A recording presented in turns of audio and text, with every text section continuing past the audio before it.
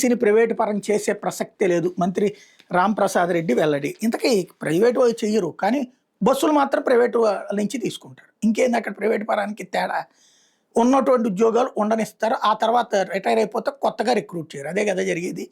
అంటే దశల వారీగా ఇదివరకు కూడా విజయ సహకార సంఘానికి సంబంధించినటువంటి పాల డైరీ సంఘం ఇట్లాంటివి కూడా ప్రైవేటు పరం చేయమని చెప్పారు. ఇప్పుడు ఎవరి చేతిలో ఉన్నాయి? యాజ్ ఫర్ నామ్స్ అయితే కనుక కోఆపరేటివ్ సెక్టార్లో ఉన్నట్టు. ఇప్పుడు ఎవరి చేతిలో ఉన్నాయి? అంతే. జనాలు వినేవాళ్ళు ఎర్రోళ్ళు అయితే చెప్పేవాళ్ళే మేధావులు అనమాట. అయిపోతే కుమారుణ్ణి చంపి మిస్సింగ్ అంటూ కోర్టుకెక్కి వివాహేతర సంబంధానికి అడ్డుగా ఉన్నాడే నిలువెత్తు కుమారుని ప్రియుడితో కలిసి చంపేసిన ఓ తల్లి ఆ వాస్తవం బయటపడిన సమయానికి పోలీసుల విచారణ క్రమంలో అనుమానాస్పద మృతి చెందింది. కనిపెంచిన చేతులతోనే బిడ్డ ప్రాణాలు తీసింది కాక మిస్సింగ్ కేసుని పోలీసులు ఛేదించడం లేదంటూ ఆమె హైకోర్టు మెట్లెక్కడం ఈ కేసులో విస్మయం కలిగించే అంశం.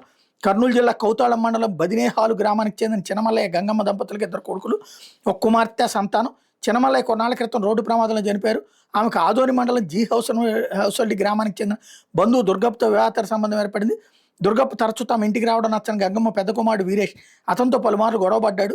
వీరేష్ను అడ్డు తొలగించుకోవాలని నిర్ణయించుకున్న గంగమ్మ దుర్గప్ప 2024 నవంబర్లో ఇంట్లోనే అతని కత్తితో పొడిచి చంపేశారు. మృతదేహాన్ని దుప్పట్లో జుట్టేసి పై తీసుకెళ్లి సమీప శ్మశాన వాటికలో పాతిపెట్టారు. తన కుమారుడు వీరేష్ కనిపించడం లేదని 2024 నవంబర్ 11 గంగమ్మ కౌతాళం ఠాణాలో ఫిర్యాదు చేశారు. పోలీసులు ఈ కేసు తేల్చలేకపోయారు.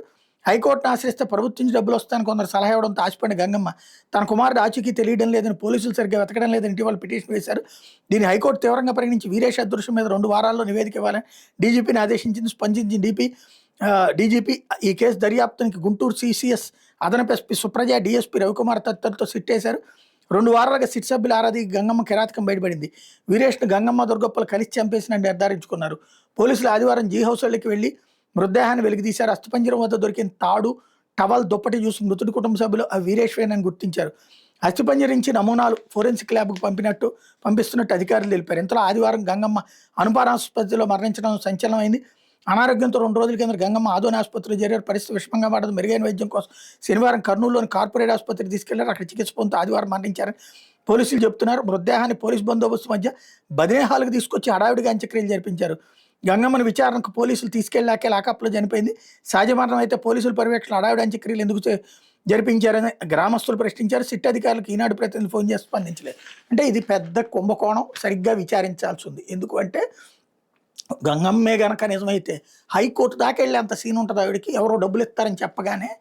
ఇంకొకటి, ఆమె చనిపోయిన తర్వాత ఈ కథలు లేరు. అది పోలీస్ కథ అయి ఉండొచ్చు కదా. ఇంకోటి, అమ్మాయే చంపుంటే కనుక ఊళ్ళో వాళ్ళందరూ కూడా ఎట్లాగా అమ్మాయికి సపోర్ట్గా వస్తారు. ఇంకొకటి, అతను ఎవరో అక్రమ సంబంధం అన్నాడు, అతను చేస్తే తప్పు, ఆ విషయం తెలియక ఈ అమ్మాయి అయ్యి ఉండొచ్చు కదా. ఈ అమ్మాయిని వీళ్ళు కొట్టుండొచ్చు కదా. అంటే ఇక్కడ ఏదో సంథింగ్ జరిగింది, ఏదో లాజిక్ మిస్ చేస్తున్నారు తెలివిగా. గతంలో గనక జగపతి బాబు సినిమా వచ్చినట్టుంది ఈ కథ అంతా కూడా.